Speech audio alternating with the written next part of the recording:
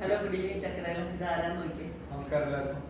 ഞാൻ അവിചാരിതമായി എൻ്റെ കയ്യിൽ കിട്ടിയതാണ്. ഞാനിങ്ങനെ ബാബുഷയുടെ ഓഫീസിൽ വന്നപ്പോൾ ആര്യ ഇവിടെ ഇരിക്കുന്നുണ്ട്. ആര്യൻ പടത്തിലേക്ക് അഭിനയിക്കാൻ പോവുകയാണ്.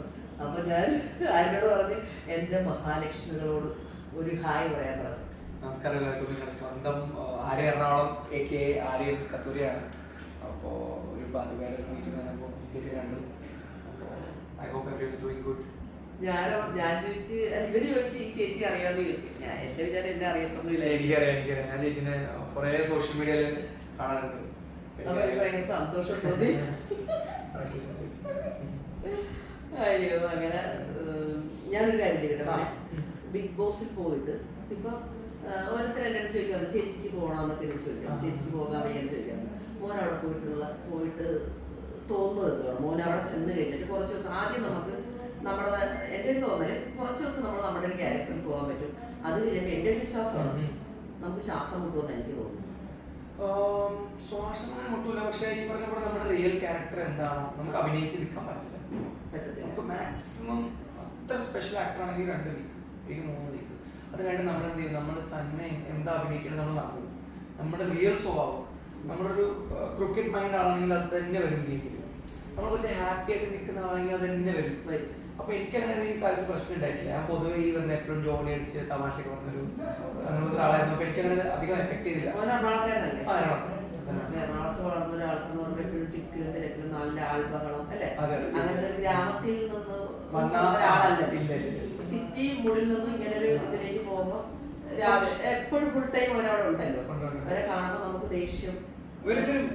ഈ ഫൈറ്റ് ചെയ്യുന്നത് തക്കാളിക്കും ഉള്ളിക്കും വേണ്ടി നമ്മൾ എല്ലാ ദിവസവും തക്കാളി കാണാം ഉള്ളി കാണാന്ന് പറഞ്ഞോണ്ടിരിക്കുക. അപ്പൊ ഞാൻ ഫസ്റ്റ് ഒരു വീക്ക് പോയി ഞാൻ വിചാരിച്ചു എന്തിനീ തക്കാളി ഉള്ളി പ്രശ്നമാണത്. പിന്നെ മനസ്സിലായത് ഇതിന്റെ ഫൈറ്റ് ചെയ്തെങ്കിൽ വേറെ അവിടെ പ്രശ്നം ഉണ്ടാവില്ല. അപ്പൊ നമ്മൾ ഈ സ്മോൾ കാര്യങ്ങൾ ചൂണ്ടിക്കാണിക്കാൻ തുടങ്ങി. വാഷ്റൂം ക്ലീൻ അല്ല, തുണി മര്യാദ ഇട്ടിട്ടില്ല, ബ്ലാങ്കറ്റ് മര്യാദ ചെയ്തിട്ടില്ല, ഫുഡിൽ ഉപ്പില്ല, ഇതൊക്കെ കാരണങ്ങൾ ഫൈറ്റ് ചെയ്യാം. പക്ഷെ നമ്മൾ ഇനി റിയൽ ലൈഫിൽ പുറത്തു പോയാൽ തക്കാളിക്ക് ഉള്ളിക്കറികൾ ഫൈറ്റ് ചെയ്യും? ഇല്ല, ചെയ്യില്ല. അപ്പോൾ ഈ വീട്ടില് പ്രശ്നങ്ങൾ ഇതാണ്.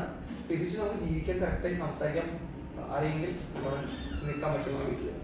ഫുഡിന്റെ കാര്യമൊക്കെ എങ്ങനെ വരുന്നത്?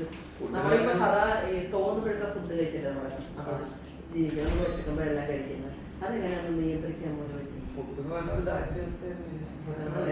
ഇത്ര പ്രാവശ്യം നോക്കും, അത് ഒരു വീക്ക് മൊത്തം വെച്ച് പോകണമെന്ന് പറഞ്ഞിട്ട് പറയും. നമ്മളെല്ലാവരും ഇങ്ങനെ അതിനു വേണ്ടി ഫൈറ്റ് ചെയ്യും. ചില ആൾക്കാർക്ക് കൂടുതൽ വിശക്കും, ചില ആൾക്കാർക്ക് മെഡിസിൻ കഴിക്കുന്ന ആൾക്കാരൊക്കെ ഉണ്ട്. അപ്പൊ അവർക്ക് 2-3 ചപ്പാത്തി വേണം. നമ്മൾ അതിനു വേണ്ടി ഫൈറ്റ് ചെയ്യും. അങ്ങനെ പോയി ഇപ്പൊ ബിഗ് ബോസിൽ പോയ ഒരാൾ പറയുന്നത് കേൾക്കുമ്പോഴാണ് അത്ര ഈസി അല്ലെന്ന് മനസ്സിലായി. നിങ്ങൾക്ക് ഫുഡ് ഇഷ്ടമാണെങ്കിൽ ഇല്ലെങ്കിൽ പിന്നെ വീട്ടിൽ നിന്ന് പുറത്ത് നിൽക്കാം ഒരു പേടി ഉണ്ടെങ്കിൽ ഒരിക്കലും പറയരുത്. നല്ല സ്ട്രെസ്സാണ്. 2-3 ദിവസം ഞാൻ സൈക്കോളജിസ്റ്റിനോട് പോയി സംസാരിച്ചിട്ടുണ്ട്. കുറേ സംസാരമൊക്കെ ഉണ്ടായിട്ടുണ്ട്. നമ്മളിങ്ങനെ ഈ മെന്റൽ ഹെൽത്ത് ഇങ്ങനെ എഫക്റ്റ് ആവുന്നുണ്ടോ അങ്ങനെയൊക്കെ കാര്യങ്ങളൊക്കെ. അപ്പോൾ നിങ്ങൾ അത്രയ്ക്ക് ഈ മെന്റലി സ്മാർട്ടും അത്രയ്ക്ക് ഈ പറയുന്ന മോട്ടിവേഷൻ ഉള്ള ആളാണെങ്കിൽ മാത്രം നിങ്ങൾ ഇനിഷ്യലി പോയാൽ മതി. ഇല്ലെങ്കിൽ 2-3 വീക്കാകുമ്പോൾ തിരിച്ചു വരും. അതെന്റെ പക്കയാണ്. ഞാൻ പക്ഷെ ഭയങ്കര മോട്ടിവേഷൻ കൊടുക്കുന്ന ഒരാളാണ്. പക്ഷെ എനിക്ക് ഒരിക്കലും ഒറ്റയ്ക്ക് ഇരിക്കാൻ പറ്റത്തില്ല. ആൾക്കാർ വേണം, ആളുകൾ കൂടെ വേണം. പക്ഷെ ആൾക്കാർ കൂടെ ഉണ്ടെന്ന് പറഞ്ഞാൽ നമുക്ക് സൈക്കോ രീതി പെരുമാറുന്ന ആളുകളെ പെട്ടെന്ന് നമ്മൾ തകർന്നു. എല്ലാവരും സ്നേഹവും നല്ല സമയത്തൊക്കെ ആഗ്രഹിക്കുന്നത്. ഞാൻ അങ്ങനെ ആഗ്രഹിക്കുന്നത്. അപ്പൊ ഞാനത് കൊടുക്കാൻ നോക്കും. അത് കൊടുത്തിട്ട് അത് കഴിക്കാനാണ് നോക്കുന്നത്. പക്ഷെ ചിലപ്പോ ഈ പറഞ്ഞത് ബിഗ് ബോസിലൊക്കെ കാണുന്ന ഇടിയല്ലേ സദാ പെട്ടെന്ന് അത് ഓഫാക്കി പോകാൻ നമ്മൾ നോക്കും. ഇപ്പൊ എല്ലാവർക്കും സന്തോഷമായിട്ടിരിക്കുക അല്ലെ? ആർക്കാണ് ഇടി വെക്കുന്ന കാണാൻ ആഗ്രഹമില്ല. പക്ഷെ അത് ഞാൻ നമ്മളെ അനുമോളൊക്കെ ഉണ്ടല്ലോ സദാചാരത്തിന്റെ ഇതൊക്കെ. അപ്പൊ അതൊക്കെ കാണാൻ ഭയങ്കര ഇഷ്ടം ആൾക്കാർക്ക്. ഫൈറ്റ് ചെയ്യണതും കുടിഷ്ടകളും പിന്നെ ഈ പറഞ്ഞ പോലെ ടാസ്കും ഇതൊക്കെ എല്ലാം ഒരുമിച്ച് വരുമ്പോഴാണ് ഈ പറഞ്ഞ ബിഗ് ബോസ് വീട് ഭയങ്കര ഇൻട്രസ്റ്റിംഗ് ആവുന്നത്. അപ്പൊ എല്ലാം വെറൈറ്റിയുള്ള ആൾക്കാർ വേണം. അതായത് ഏത് വെറൈറ്റിയുള്ള ആളാ കപ്പ് ജയിക്കുന്നതാണ് ഈ പറഞ്ഞത്. എന്ത് തോന്നുന്നു അവിടെ നിന്ന് ഇറങ്ങിയിട്ട്?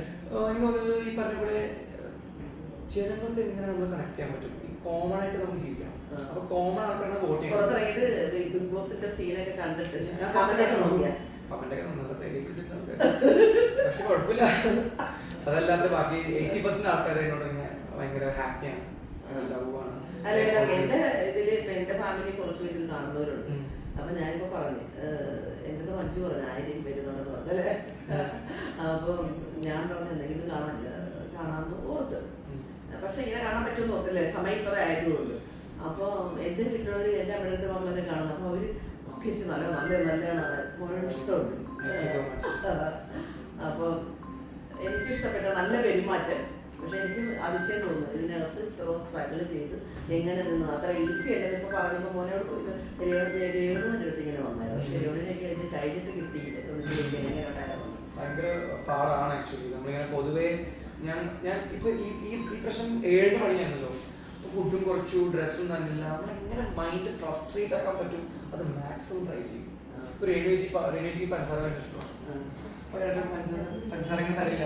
രേണുജിങ്ങനെ തായോ പഞ്ചസാര തായെന്ന് പറയുമ്പോൾ ഇത് തരത്തില്ല, എല്ലാവർക്കും വേണമെന്ന് പറഞ്ഞിട്ട് ഈ കാര്യത്തിൽ ഭയങ്കര ഫൈറ്റ് ഉണ്ടാവും. അപ്പൊ നമ്മുടെ ഈ മെന്റൽ ലെവലിൽ കളിക്കുന്ന ഗെയിംസ് ആണ് ഏറ്റവും ഇമ്പോർട്ടൻറ്റ്. അത് നമ്മളെ സ്ട്രോങ് ആയ പിടിച്ചിരിക്കാൻ പറ്റും. ലൂസ് നമ്മൾ കളയണം. നമ്മളെ പൊട്ടനാക്കി വിടരുത്. നമ്മൾ എപ്പോഴും കൺട്രോളിലായിരിക്കണം. ചേട്ടാ നിങ്ങൾ ചെയ്ത് തെറ്റാണ്, നിങ്ങളൊന്ന് ശരിയാക്കുക. അങ്ങനെ പോകണം. എവിടെയാണ് നമ്മൾ പൊട്ടിച്ചിരിക്കണം നമുക്ക് നെക്കാണ്. ഞാൻ വെറുതെ ഒന്ന് ആര്യനോട് പറഞ്ഞ് എൻ്റെ മഹാലക്ഷ്മികളോടൊന്ന് സംസാരിക്കണമെന്ന് പറഞ്ഞ്. അപ്പൊ 2 വാക്ക് വെറുതെ ഒന്ന് സംസാരിക്കുമ്പോൾ ഇന്റർവ്യൂ എടുക്കാൻ അങ്ങനെ ഒന്നും വന്നില്ല. ഇനി ആര്യൻ എന്നോട് വല്ല ചോദിക്കാനുണ്ടോ?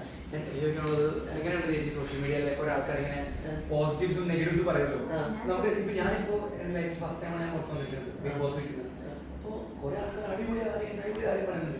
പക്ഷെ അതിന് വേറെ 20% നെഗറ്റീവ് റിവ്യൂസാണ്. അപ്പൊ അതൊക്കെ നമ്മൾ എന്ത് ചെയ്യേണ്ടത്? ഞാൻ നെഗറ്റീവ് ആദ്യം വരുമ്പോൾ ഉറങ്ങാത്ത ദിവസം കിടന്നിട്ട് ഉറക്കമില്ലാതെ ആദ്യകാലം. ഇപ്പൊ നെഗറ്റീവ്സ് കേട്ടാൽ ഞാൻ ചിലതൊക്കെ കാണാൻ പെട്ടെന്ന് അത് ഡിലീറ്റ് ചെയ്ത് കളയുന്നുണ്ട്. കാരണം ഇടയ്ക്ക് നമ്മള് അതായത് പോസിറ്റീവ് കാര്യം കിട്ടുമ്പോൾ നമുക്ക് മുന്നേറാനുള്ള ശക്തി കിട്ടും. നെഗറ്റീവ് ഒരെണ്ണം നമ്മൾ സ്പ്രെഡ് ചെയ്താൽ പെട്ടെന്ന് മാനസികമായി നമ്മൾ താഴ്ത്തോട്ട് പോകും. അങ്ങനെ പോകാതിരിക്കാൻ നമ്മൾ തന്നെ ശ്രമിക്കണം. നമ്മൾ മുഴുവനാളെ ശ്രമിക്കുന്നത് നമുക്ക് മുന്നോട്ട് പോകാൻ വേണ്ടിയിട്ടല്ലേ.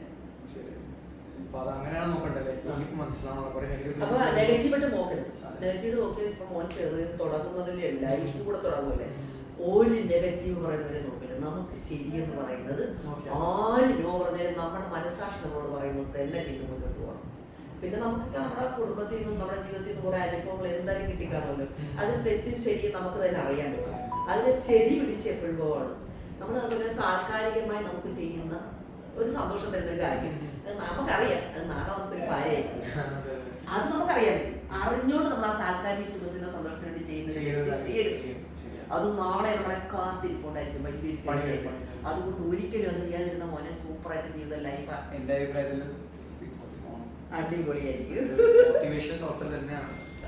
ഞാൻ നല്ലൊരു ഓറയുള്ള